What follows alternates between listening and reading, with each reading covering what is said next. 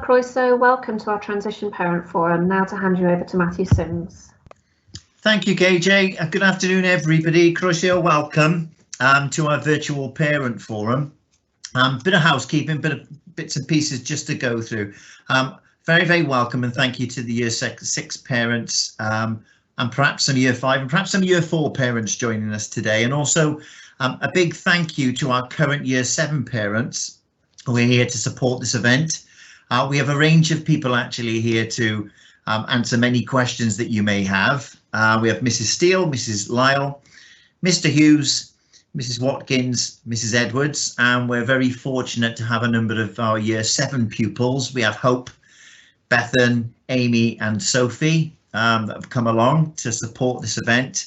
We also have quite a few members of staff that are on the screen or available to be speaking to you, which is Mrs. Bowd, our deputy head, Mrs. Mellon, our assistant head, Miss Brackley is our ALNCO, Mrs. Miller is our head of year, and we also have Miss Godby here and Mr. Herbert that's going to help us if anything goes wrong. So fingers crossed it won't. The purpose of this event is to strengthen transition, particularly during this time of COVID, for you to familiarise yourselves with us, with parents, with pupils that are actually in the school, to answer a number of questions you may have. And there's a running order and there's a range of areas that we'll cover, or hopefully cover today, and also an opportunity for you to share ideas to ensure your child has a seamless journey from primary school into secondary school. So this event is geared up for you as parents and for your children, and we hope this is just part of many things that we'll do to strengthen that piece of work and to get to know you better. Diolch yn fawr. Thank you very much. Prynhawn da, everybody. Really lovely to see so many of you have tuned in to take part in our forum today. Transition is really important, as we know, and obviously last year we had to do things very differently. So we're really lucky that we've been able to ask some of our parents of our current Year 7 students to be able to come and share some of those experiences with you this afternoon. But this also gives you an opportunity to ask us anything. This is a live Q&A event. We've run several of these sessions for various stakeholders, whether be it staff members, parents, students, governors, and they've been really successful, and I think they've been really well received. So obviously, Mr. Sims has introduced our fantastic panel of people today, along with their children, rather our students, their children. Some of the things that we've been asked to talk about and to consider, and this has come from feedback from yourselves. Transition last year and what it looked like, and what we did a bit differently to help ease that sort of blend between primary school into secondary. What it's like to have changing environments, because one of the things that often some of our students are most nervous about, I suppose, is coming from a smaller school to a bigger school. We're going to talk about a process for homework, tracking behaviour and positive rewarding called class charts, which you may or may not be familiar with.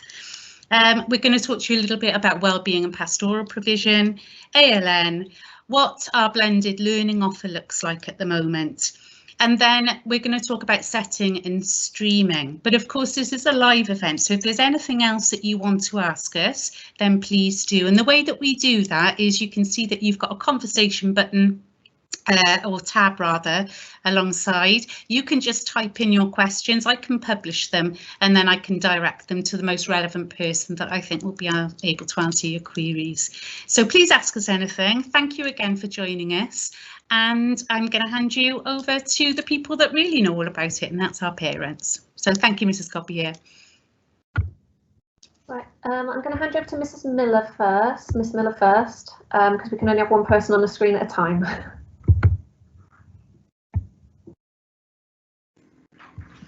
Thank you, Mrs. Godby here. So yeah, our first topic we're looking at is what it was like, that very first cohort of pupils who came up to join us. They stopped school in March. They had all that time learning from home. We were in the middle of this pandemic, and then they had to come up and join us. A brand new secondary school, brand new. So to tell us what that was about, we've got Sophie and her mum, Mrs. Steele, who are going to talk to us. Thank you. Thank you. Thank you. Yeah, so obviously we were new to year 7, and having not been in school for 6 months before going into school, it was a transition back into the school environment as a first off. But I think really just to to reassure you about the experience that we had was the work that the school did on the school website was really helpful, and I would really recommend you tuning into that sort of from, well, I guess from now onwards. For us it was sort of over the summer months as well, and all the activities that were put on there. There was lots of videos that each member of staff made, so the students could see all the staff. Obviously most of them were in their home environment, so revealing a little bit more about themselves, just to see their friendly, reassuring faces, and obviously they were there all the time, so you could pop in and see a few at a time. There was challenges on there as well, a little bit like the Dell do with a weekly challenge, but sort of a step up for the year 7s. To get them engaged, to get them in a bit of a competition with each other. There was a bingo challenge, which was like a bingo chart. You could pick and choose to get certain activities across a line to win a prize, which motivated some students, and again got them engaged, and then their responses were seen on the website, so they could see each other's talents and get to know other students. There was also testimonies from the current year 7s, which was really nice, and maybe they'll start to be produced for the current year 7s, so they could see their experience. Obviously that was slightly different, they didn't have to do it digitally as we did, but it was still nice to see how they'd settled in and hear some reassuring stories from them. And there was virtual tours of the school, and all of that was on their website and on Twitter as well, so if you follow Twitter, that was really useful platform to see it all on as well. But it was definitely reassuring. There was lots of communication there, so do log on to the school website and keep yourself familiar. There's a specific transition area, so the data that we saw is all still there now for you to have a look at. So whether it's been updated, I don't know, but it was all really relevant for us and really useful. And then my daughter's just going to say a few words on that first week in school, because obviously they didn't have that transition week, which we would normally have had in July, so it was straight from home into year 7. Yeah, so the first week was spent with our form, getting to know the other people in our form, and our form tutor. There was an activity to go around the classroom to share what we liked, disliked, and our hobbies with each other. So we knew each other's hobbies, so then we could chat to people we had something in common with. And then we carried on with this during break and lunch, and said what we wanted to say. We did the same in our forms to make friends, and so our friendship group was growing, and I made new friends by knowing what we had in common. For the first week, we had a tour around the school with our forms, which was another way to make friends and to know where all the classes were. Even though I came from a big primary school, because we had 60 people per year. Yeah, so I think even though she came from a big school, she was able to meet new friends from other schools because of all the activities that the school put on in that first week. So that was really helpful. Yeah. So if you've got any questions, please fire them our way. Happy to answer. We do have a couple of questions, Mrs. Steele and Sophie, and this is a really relevant one actually, and it's somebody's asked if they're the only person from their feeder school coming up, how can we make sure that they're going to feel comfortable and welcome, and do you have any experiences, particularly Sophie, you all know this probably more from your angle. How do you think people are going to sort of fit in and be made to feel, you know, welcome and whatnot? Well, because all the forms have got lots of different people from all the different schools, they're all from all different backgrounds, and so lots of people are really friendly and everything, so they haven't got anything to worry about. And if you have any worries, you can always ask your form tutor as well. But I think in the classroom as well, you're put on a mix of tables, aren't you, when you first join? So you're already mixed up in that first, in your meeting, in your form classroom. So you get to know the person that's sat next to you. Yeah. And the other activities, there was like the mini mile, there was sports events. You were meant to have had a bake off. I think that was stopped. But there's lots of, it's not just academic, there's lots of other activities that are ongoing that mean you can mix friendship groups. But I wouldn't worry about coming up on your own. I think they've all been really friendly for you, haven't they? Yeah. Okay. Thank you. One other question, and this is again for both of you, about sort of logistically. So for every lesson, does my child have to go to a different classroom? So obviously things are a bit different at the moment, but Sophie, could you just share some of your experiences with that?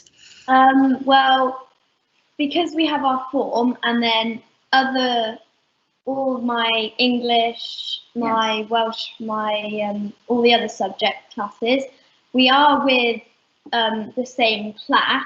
So most of the people in my class are from my form. So you are together with your friends, just so then you can sit by someone who you know and everything. But you move rooms, don't you, for each lesson? Each lesson, yes, you move classrooms. Okay, that's brilliant. Thank you ever so much. So I'm going to ask Mrs. Watkins now and this leads nicely on actually to the question that we've just had about that changing environment and how that was received. And what is different, because that is obviously some of the biggest questions that our young people have when they come. And ordinarily we'd be able to have you up to school, we'd have you touring around, we get you meeting our senior students and our student union representatives, but obviously we can't do that. So Mrs. Watkins, could you just talk to us a little bit about those changing environments?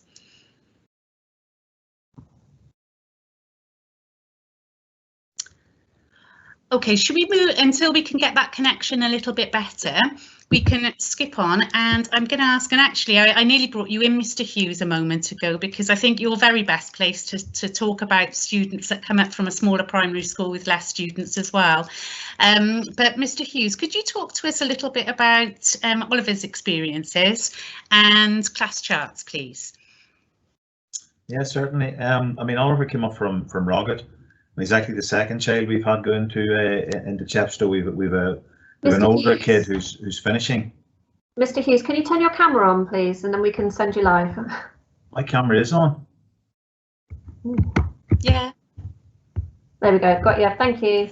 Okay, no problem. Sorry. So Oliver came up last year, and first of all, in the move upwards, I think one of the things that we stressed to Oliver as parents was, he's certainly not alone. He might have a lot of children coming up with him from different environments and different classes. It doesn't matter if you're going up with one child from the same school or no children from the same school or 100. Everyone's nervous about the transition to a big school. So he's not alone. Your child isn't alone. And it's the one constant in education, no matter from what generation, nothing changes. The move to a big school is scary and it's frightening, but there's a lot of people there to help you through. And as parents, one of the things that we benefited from greatly was the move from a primary school to a comprehensive school, and how to keep the organisation of the children going, and that you know what's going on. In a primary school, you had a slip of paper that was sent home in a bag saying Oliver's homework this week is to do whatever Oliver's homework was, and it was as simple as that. When you go to a comprehensive school, there's a variety of subjects, different teachers, different things to keep track of. So one of the tools that the Chepstow have in place, which is fantastic, is an app called Class Charts, which allows you to track the homework that has been set, when it is due to be completed, has it been completed and handed in on time. And it's really very, very simple to follow for parents. The school will send out an invite to join the group, to join the app. You install that onto your phone, and it makes it very, very simple to track with what's going on with the children. There's areas on the app as well for announcements that may come from the school in regards to what's happening, any events that are taking place, any meetings that are coming up. And from the child's point of view as well, it's one of the real benefits of it is there's a system to reward good behaviour in the school, homework being submitted on time, if they've been helpful to fellow pupils, if they've been polite with something in helping someone else, and they can score points which, when they accumulate and tally, they go towards rewards that they can earn in the school. And the rewards can be something as simple as a free hot chocolate in the school cafeteria, or it could be lunch with a teacher of their choice, or it could be a chocolate muffin or a brownie out of the cafeteria. It really does incentivize the children, but from a parent's point of view, the key factor we found in it was it allows you to keep a very close track on your child's progress through the school in regards to what their homework is. And it's been a godsend for us, because going from a slip of paper into a new school with lots of different subjects, you do need something to keep that tracking, because if you're relying on the child, generally what we get from Oliver when we ask him how was school today, it was great or it was good. You don't get a lot of detail, so you need the addition of that app to help you keep track of things. That's brilliant. Thank you, Mr. Hughes. That's really useful. Class charts is absolutely brilliant. We've embraced that as a school, actually. And I'm a parent of a Year 7 child myself, and even working in the school, it's still really useful for me to know what's going on, because like you, Mr. Hughes, I just generally tend to get there, yeah, everything's great, everything's fine, etc, etc. So it's really, really useful. It's also really useful and really lovely for teachers to be able to share good news stories on a bigger platform. So I teach Year 7, for example, in English, and without doubt, they are a fantastic Year 7 class, and there are lots of occasions where I like to make those big announcements to the whole class because they've done something exceptional, and that gives me that ability very, very quickly to be able to do that. So that communication piece is absolutely key. So that's fab. Thank you, Mr. Hughes. Right, we are going to go on to talk about pastoral provision now. And this is, Sophie mentioned earlier that you spend a lot of time in your tutor groups and you spend a lot of time with your tutor. And one of the questions actually that came up was, do you keep the same form tutor every year? So there's continuity. Yes, we do. We keep your same form tutor right the way through. And that builds really, really lovely relationships, very, very close relationships. So I'm going to ask Mrs. Ball now, if that's okay, Mrs. Ball, to talk about sort of the pastoral provision and the experiences that Bethan's had there. Hi, yeah, so this is Bethan. So when I asked her the other day what she thought of form time, which is all pastoral care, she said she liked it because they play fun games. But joking apart, her tutor is really outstanding. He asked about things about their work, but she said he also asked about other things that are going on. So it's very much assuring them that he's there for them in every way, not just as a word about how their work is doing. Approachable. Both Bethan and myself feel that we're quite happy to contact the tutors if we need to. And I think, especially as a parent, I was expecting teachers to be a little bit less approachable. We're so used to primary school where we can really get to and that's a little bit more distant to the comp. Actually, they feel that we can we're really pleased to hear that the tutors are going to stay the same, because that was something that Bethan was thinking about, how important that continuity is and how quite attached I think they've got to their tutors, especially at the moment with everything being so disjointed.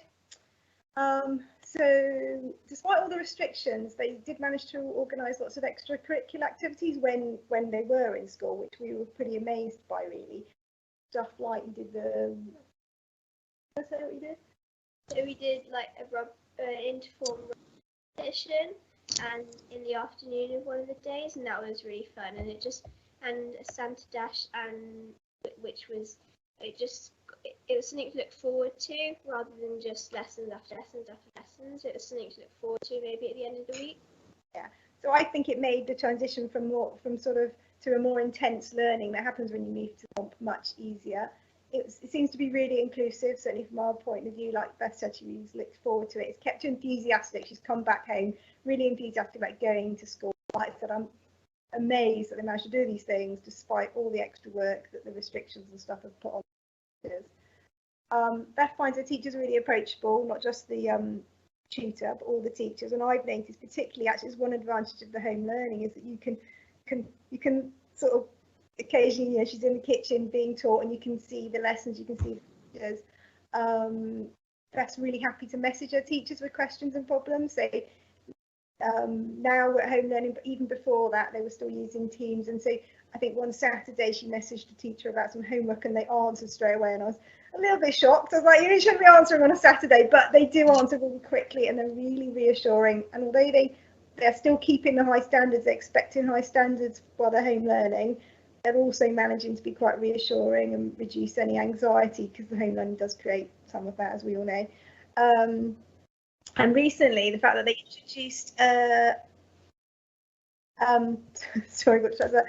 They introduced an afternoon off each week to encourage the kids to get away from screens.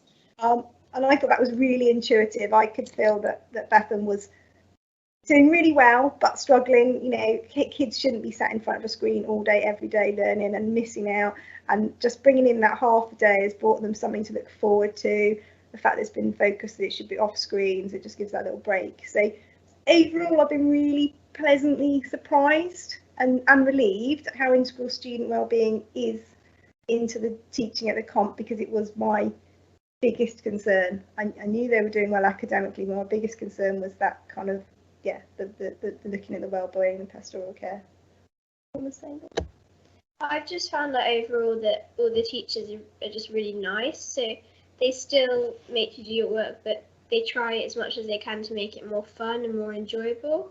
And even in homeschooling, it's probably a bit harder to do that, because lots of the stuff that you'd usually do, or the projects and stuff, you can't really do. So they've tried to make it as fun as possible. So they do little games at the starts of lessons about the subject. Oh, that's tremendous feedback. Thank you so much, and hopefully that helps. I'm going to ask Miss Miller just to come in, because it is kind of under the pastoral umbrella, I suppose, because we do have a couple of questions that are coming up about uniform. So would you mind just explaining sort of any changes to uniform, and obviously our expectations with uniform? Thanks, Mrs. Mellon. Yeah, exactly. Yeah, we do have really high expectations for your uniform. We do expect everyone to be in full uniform at all times. And with my current year 7, obviously I'm incredibly biased, but they look beautiful all the time. They look really smart. They look ready to learn. And it just, from the year 7s themselves, particularly from those who have come from primary schools that don't have a uniform, or have, you know, perhaps a sweatshirt or a polo shirt or something, and that's it. They report often that actually it makes them feel like they belong to the school. You know, they've moved up and now they're in a new school, and it gives them that sense of identity. It gives them that feeling of belonging. It can be a bit daunting having a uniform if you've never had one before. All of the information that you could possibly need is on our school website. So if you go to the school website and you look at the transition page, everything is there. So we used to be provided with our uniform by Initially Yours. That's been bought out by a company called Monkhouse, but everything is still there. So if you follow the links, it will explain that they've been a new parent company, but now, you know, you can follow the links and the same thing is there. Obviously, in normal times, we would have had the company come into school and they would have measured the pupils and checked for sizing. There's a measuring guide on the website, so you can have a little go at home with a tape measure. They've got a really good returns policy as well if you buy something and it's not quite right. The ties, they're clip-on ties, so you don't have to have a big worry about not being able to retie a tie. So all of that is on there. The only thing I would say at the moment is obviously we are in the process of looking at changing the uniform and perhaps kind of just revamping what we have already. So I would say, even if you're super keen, don't buy anything just yet. We're waiting for everything to be fully ratified by the governors, and that will be done after the Easter break. So keep an eye on the website. After the Easter break, everything will be updated, including the full uniform policy guidance. Everything will be there, and all the links are there to follow. OK, so that's all I would say. Of course, if you're in receipt of free school meals, then there's grants for helping you with your purchase of bits of uniform, because we understand it can add up a cost. But you know, we do have those high expectations. We understand that every so often someone might forget a tie and panic to rush out. You know, when no one's ever going to get really told off for forgetting a tie or anything. We might have a few spares we can lend out for the day, but it's just really building in and adding to those life experiences of being prepared and getting yourself ready to go into the place of work. There's a really good question come in about pre-loved uniform sale options, and I'm not actually sure at the moment, but if we don't have that as an option, then we totally should, because that's a fantastic idea, and I will pass it on, but I'm not sure at the moment. Thank you, Miss Miller. That's absolutely great. Like I say, until we've had sort of everything ratified and finalised, I too love that idea. I know lots of our primary schools do pre-loved uniform sales, and I think that in this current climate, especially with our messages that we're giving to our students, that's really vital, really important. I'm going to move on now to our ALM provision, and Mrs. Lyle and Hope are going to help us discuss this, and we've got quite a few questions actually about ALM, but I'm going to let you two speak first before I launch the questions on you, Mrs. Lyle. Thank you. Hi, yeah, we were lucky last year, so I've wrote notes, so apologise, to look around the school. One of the first places that we needed to see was the LNN section. So glad we did. All questions by myself and Hope was answered with respect and reassurance. They even took Hope to one side and listened to what her concerns was, which as a parent made it a lot easier, that it wasn't just a parent saying. And as we left that night, she turned around and she said, "Mum, I'm going to be safe in this school," which was a big relief for us. Then, of course, lockdown happened and everything changed from the enhanced transition opportunities that the Year 6 would normally have. It just went online, phone calls. And at that point, the communications between us and the school was more important. There was no FaceTime, so Hope was actually asked to join a small video group, and it was her tutor, head of year, and just to see other people that was going to be joining her. And that made a big difference from her. Made it less scary when she went in at September, and she couldn't wait then. You know, we'd luckily looked around, but knowing that there was people in the same boat as us help. The Chepstow School has a student support centre. This is a calm area where more vulnerable learners can go for break and lunches, and where they provide a targeted intervention. Hope hasn't needed to use it yet, but the reassurance and the knowledge that it's there is making her happy, and she's made some really good friends that wasn't at her old school, so she hasn't gone in there as much. The early identification through access arrangements, testing and use of the accelerator reader to track reading age is brilliant. Helps pick up things that might not have been realised before. Hope was one of them. She did some of the tests and it found that her hearing has got worse than what we thought, and she basically failed the one section because she couldn't hear what was going on. We're now, with the support from the school, is under a paediatrician to find out what's wrong with her hearing. If school hadn't picked this up, I don't know, whether we would, because we do a lot of sign language, lip reading and Makaton at home before there was a hearing problem, mainly to do with my training. So that was really good, and the school has supported her so much through the lockdown, making sure everything's all right. All the pupils are encouraged to write one-off profiles to let their teachers know what support they want. This makes the children feel that they are being listened to and not spoken to. The children feel part of the system and not on the outside. I feel that that is so important, because working with special needs children myself, when you talk to them, you get more response, and it's actually caught up a lot quicker, and I could not, put the school down. I just want to praise them so much. The fantastic team, including Mrs. O'Rourke, if I've got it right, and the other team that they've got, have been providing all the ALN learners on live, and they're there even through this with the children. So don't be scared that they won't be, or they're put to one side because they might have small special needs. It's a brilliant community. Hope, what do you want to say? So during the lockdown, because we've been on our screen so much, we've been having like the half days. Mostly, I'm not sure if other people have, but I've found that quite helpful, because most of the time there's like hardly time sometimes after school to go on outside, and if there is, it gets a bit dark at the moment, but now it's been getting lighter, so that gives you a longer chance to just like relax and have your free time, and to like clear your mind from school learning and that. And even though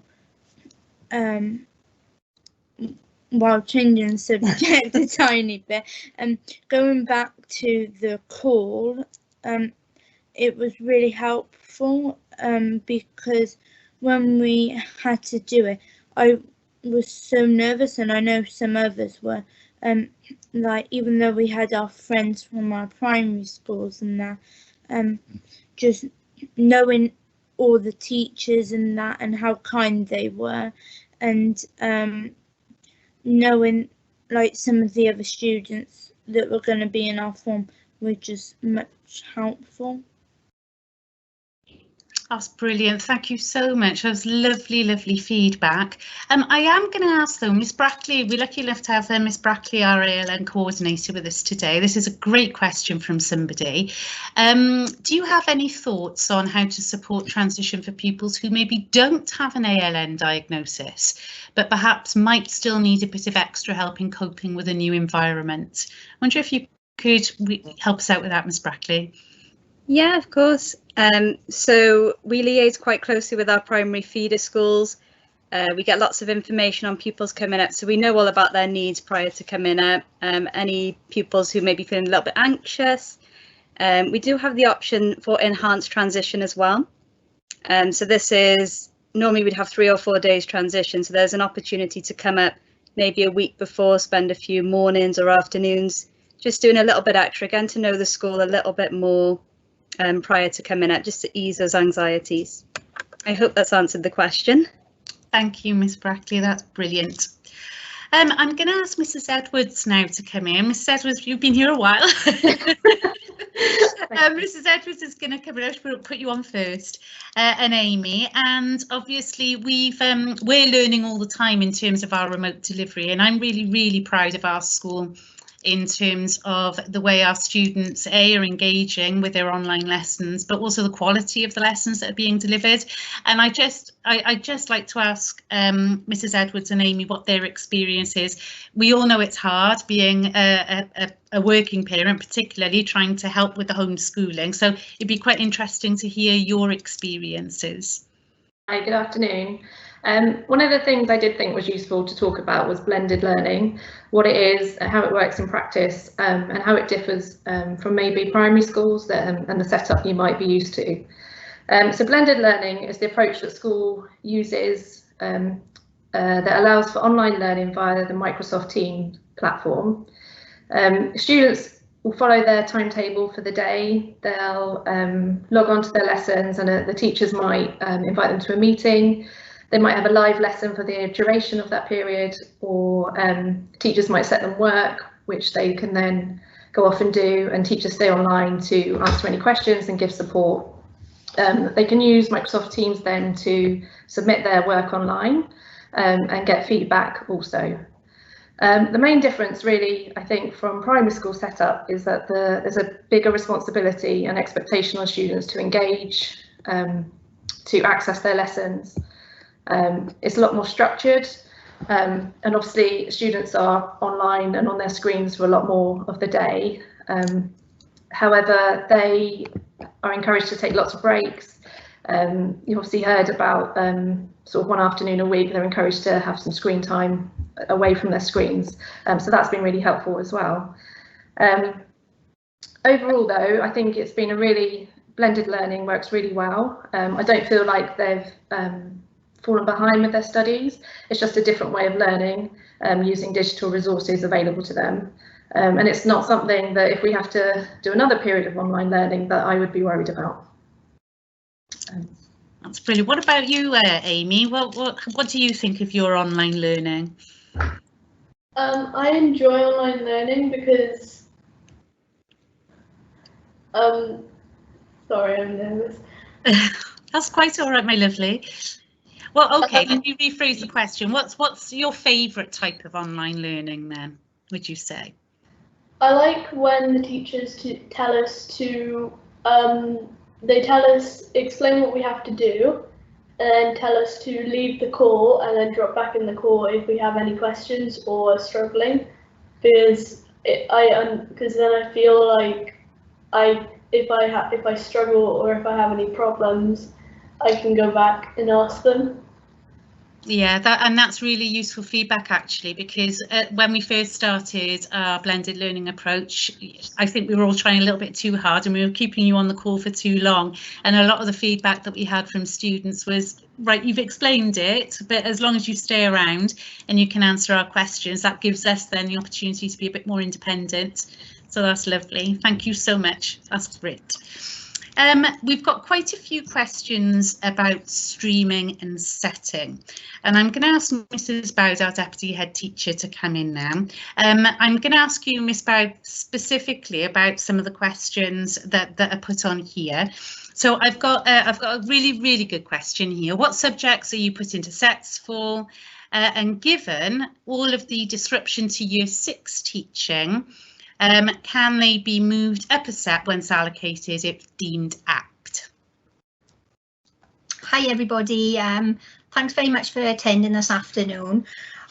My son is also in Year 6 at the moment, so this is a very important area for myself, but also I'm Head of Standards at Chepstow. So even though the children have been in a period of time now where they haven't had probably ongoing assessments, the primary school actually have a wealth of information on your child, whether it be spelling tests, reading tests, teacher assessments. They'll also have information around national test data. All of this information will be transferred over to us for us to look at, roughly streaming, and then I will work with heads of core, heads of maths and English to look at that initial streaming process. We then actually test at Chepstow. We use something called a cognitive ability test, also known as a CAT test. And this gives us very rich data in terms of the child's cognitive ability, in terms of literacy, in terms of numeracy, in terms of spatial awareness. It can help predict grades for the end of Key Stage 3 or the end of Year 9, and it can also help us predict grades for the end of Key Stage 4, the end of Year 11. So we use this information with the information from the primary school, and then we actually stream the child. We also then set something called a global target grade, and the child has this grade for every single subject. In terms of actually streaming, because of the way the curriculum is actually formed and the timetable is formed, we're in a fortunate position that if somebody's a stronger mathematician than they are in their literacy skills, maths and science can actually set separately. So they might be in a different set for maths and science. All their other subjects then are set against English. And then we review this regularly. So this global target grade, whether it's an A, B, C, D, we look at this every half term. I will be working with Mrs. Miller and the head of Key Stage 3, and we would look at the global target grades. We'd look if the child is underperforming and what intervention we need to put in place, or if the child is working above the global target grade, then we can actually move that global grade target up, and we can actually move them sets as well. But that's done very much in conjunction with the heads of core as well. That's brilliant, thank you, Miss Bowden. And when would our students be setted? I know we talked about the COG, but when would they do those sorts of tests when they came in? What we would look at, if everything's back to normal in September, we would look at early in September to capture that data. So we'd obviously, after Easter now, be working with the primaries to get as much information around your child, but then we would look at undertaking our own baseline test, that CAT test, in September. Let the child settle in, and we do the set movements then after the first half term. So after October half term, they would be set. Okay, that's brilliant. And I think it's really worth noting that that sort of phrase, the information around your child, it isn't about that level at the end. It's about potential. And we're always looking to capture that information about our students' potentials, which gives us that flexibility. You know, students learn at different rates, particularly at the moment, particularly with COVID. A great question that's just come up here is about somebody's technology, saying that their technology is really frustrating, it's really slow, they don't want their child to be hampered because of that, and do we make sort of do we make provision for that? So Miss Bowden, you're probably the best person to answer that as well. Absolutely. It's really important we have those in-depth conversations with the primary school teachers, because they know your children very, very well. And just because technology is not working at the moment, when you come up to us, we've obviously got laptops and we've got devices that we can help you out with. We've supported families with Wi-Fi as well. So we look at every individual child and the needs of every individual child, and then put that support and intervention in place. But those conversations now will start taking place with the primary staff after Easter, so we can get sort of a full picture. Mrs. Lyle earlier mentioned a one-page profile as well, so your child's voice will really be important in this. We're going to move to every child across the school, not just our ALN children, but every child across the school having a one-page profile, which actually then feeds into what is best for your child, how are they supported best, what are their interests, how can we tap into their individuality, and those sorts of things, so that we can tailor our extracurriculum, we can tailor actual curriculum to meet those needs as well, particularly moving into the new curriculum, which will be in place for 2022. That's lovely, thank you, Miss Bowden. Actually, you just sort of talked about it. One of the questions was about celebrating individuality and getting to know our students and knowing what they're great at, whether it's inside or outside of the classroom. And I think that that's very true in terms of that well-roundedness of our students. We would seek to embrace and really showcase any sort of individuality and talents, whether it's like I say, whether it's academic, sporting, or whatever that might be. And the one-page profiles give us such good information to be able to hear that student voice, so that's fantastic. That's lovely, thank you. Yeah. Right, we've got a couple of sort of odd questions, so I'm really sorry if I pick on you now, because that's my job today. We do have a question about bus passes. This was always my big question as well. I used to live quite far away from school, and I used to say, even though I was there, if I wasn't going to bring my son in, what would we do? So, Mr. Herbert, could you please talk to us about bus passes, when they're issued, how they're allocated, etc.? Yes, so basically, sorry, a bit of feedback. There we go. Basically, so the buses are made possible through Monmouthshire County Council, and also a number of the public services are provided by Newport Transport. We'll be sending information out to parents probably in the next month, maybe 2 months, when we get that from the local authority out to our prospective parents. But basically it's all dealt with through the local authority in terms of a number of criteria: where students live, distance from school, etc.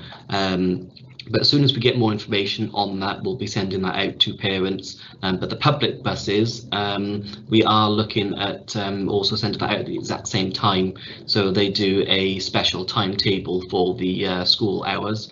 So the buses, instead of going to Newport Chepstow bus station, they will come directly past the school or through the school bus bays as well. But I say we'll be sending more information out as soon as we hear that from the local authority when it's available. Thank you, Mr. Herbert, that's brilliant. Next one probably for Miss Miller. So this is about sort of the logistics really. How will we know which form year 7s have been put in, and how will they know where their form room is?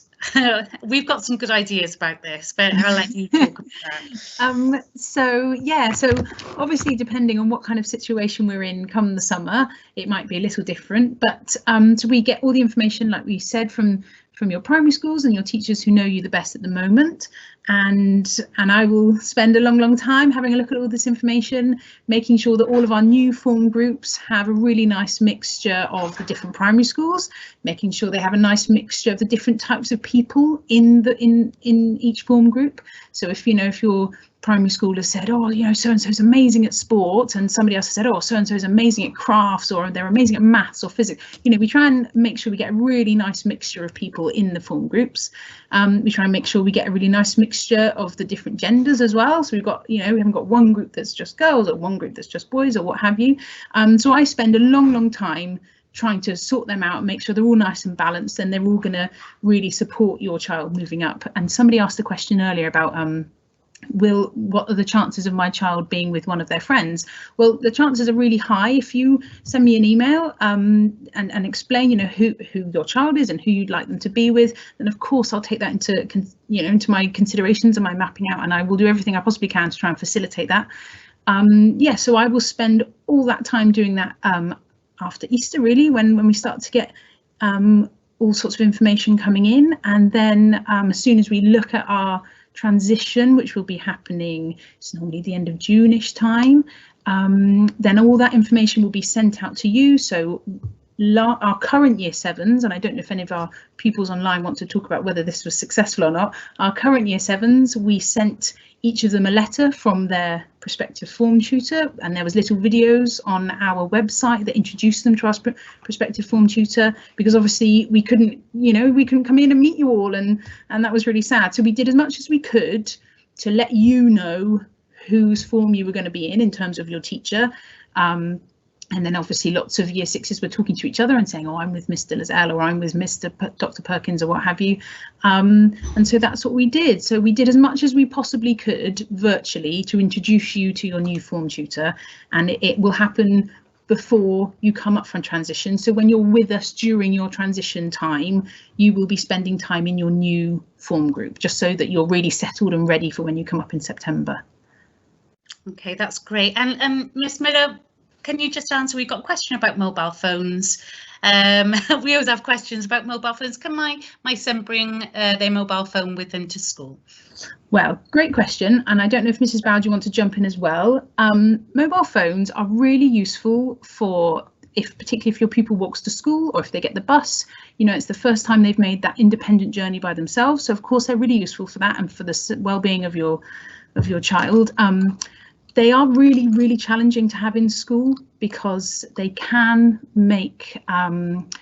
cause lots of issues around social media and lots of issues in lunchtime and break time, and they can cause a lot of upset.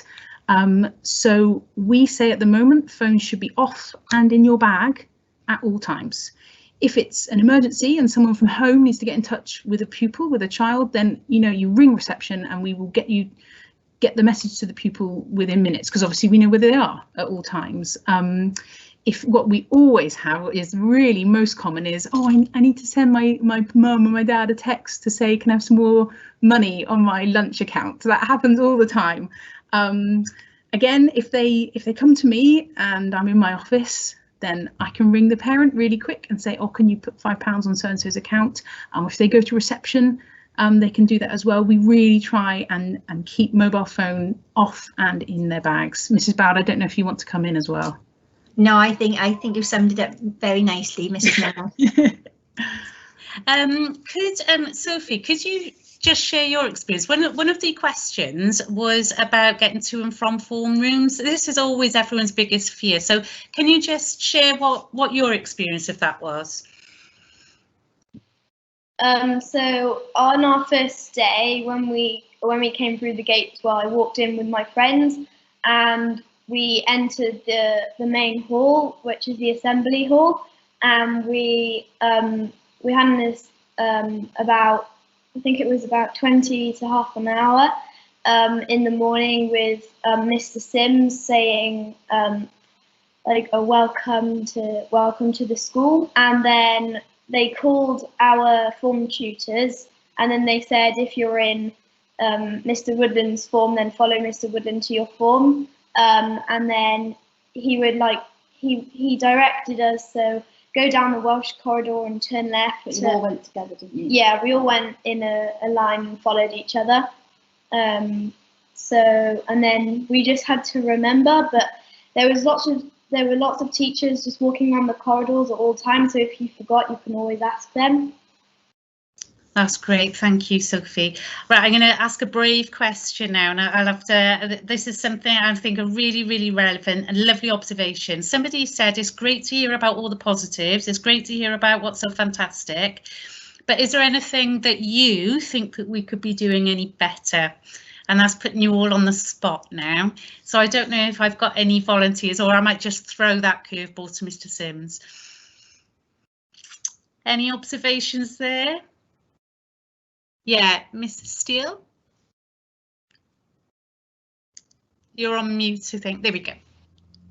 Yeah, it's a good question. I think the school are already aware and beginning to address, and I think it was the interaction with parents.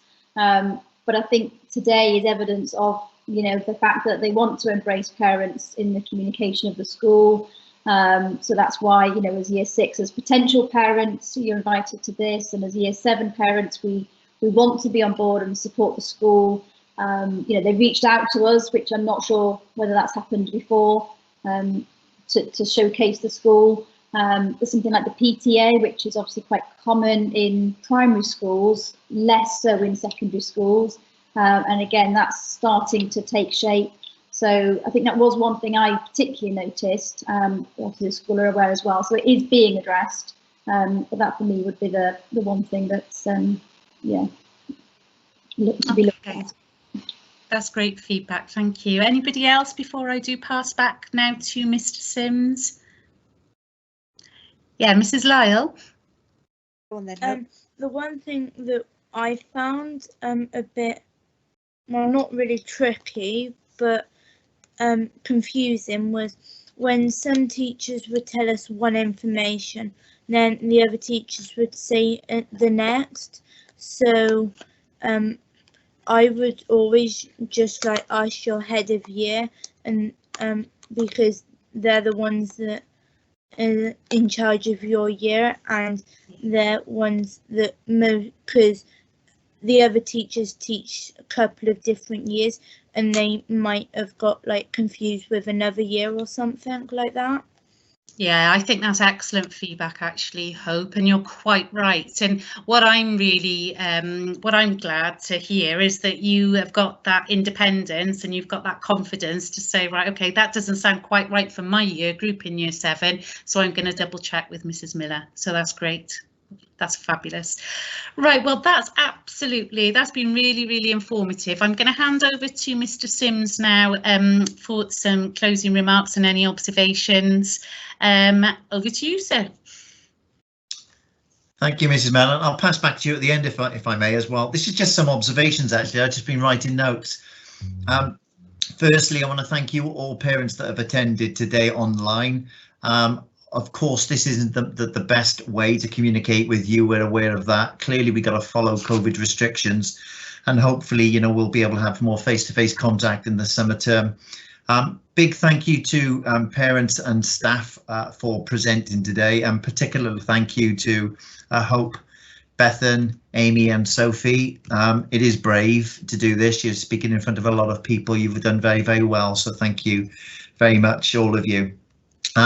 As you know, we have tremendous and talented children. It's our job for every one of them to thrive. And it's that word thrive, which is really important. Today's just one part of the transition programme. If you've got further questions, please contact us at the school. We already have strong relationships with the primary staff, year 6 teachers, and particularly a strong relationship with the head teachers of your schools. And we're working as closely as we possibly can with them. I think an important message from me to you, this will be April 29th, will be bang on 2 years that I've been head teacher at Chepstow, and it's absolutely flown by. Since I got into the job, it's the paramount priority is the children come first, and it's a very, very simple thing. Whatever we do, any changes we ever make around the school, we always ask ourselves, are the children going to benefit? If they do, then we'll make changes, and it is as simple as that, which includes your voice as parents, staff voice, and most definitely pupil voice. So I'm glad that Mrs. Steele picked up on that, because that certainly has been a weakness in the past.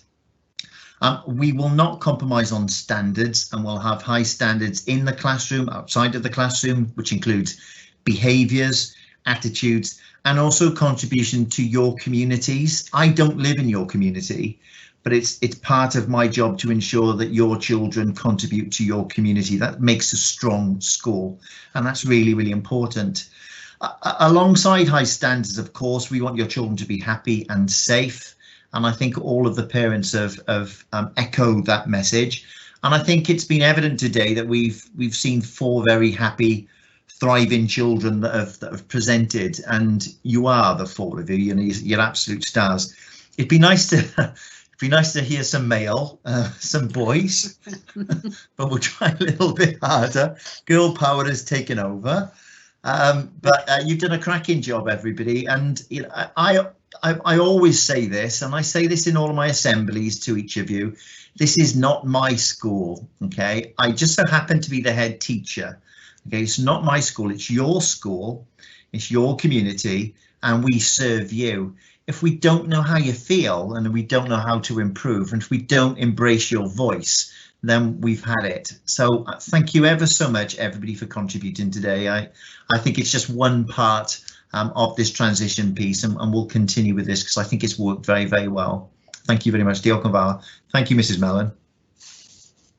Thank you, Mr. Sims. And just to reiterate, this is just, transition isn't a one-off event, it's a journey really, and this is just the start. It's just about us getting to know you a bit better, getting to know our students, our future students a little bit better.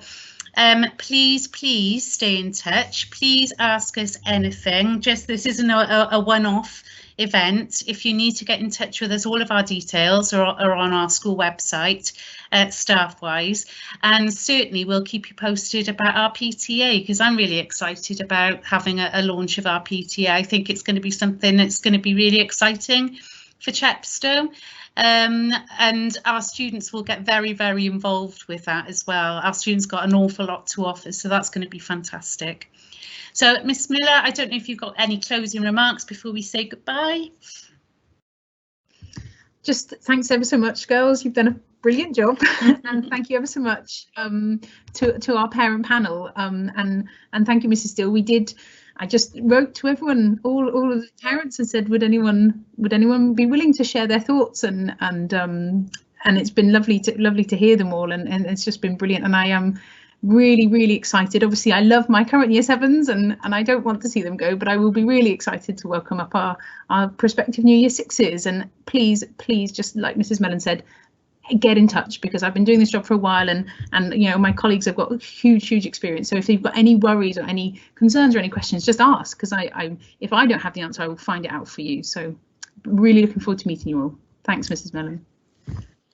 Thank you everybody for joining us. Thank you students and parents, and thank you for our parent forum, people that have been listening, for such amazing questions as well. It's been a really useful. Hopefully you found it really useful, but please be in touch, be safe, have a lovely evening, and we'll see you all soon. Okay, thank you, take care, bye. Bye everybody, bye bye. Bye bye. Bye.